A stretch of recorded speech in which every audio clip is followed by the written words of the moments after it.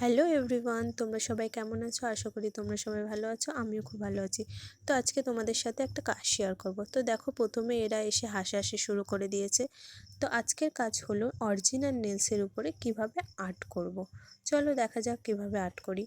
তো প্রথমে আমি কিউটিক্যাল পুশার দিয়ে পুশ করে নিয়ে দেন কিউটিক্যাল জায়গাটাকে আমি ভালো করে পরিষ্কার করে নিয়েছি। তারপর আমি কিউটিক্যাল কাটার দিয়ে কিউটিক্যালগুলো কাট করে নিয়েছি। কাট করে নেওয়ার পর ফাইল দিয়ে আমি ভালো করে ঘষে একটা কফিন শেপ দিয়েছি। কফিন শেপ দেওয়ার পর আমি জেল অ্যাপ্লাই করেছি।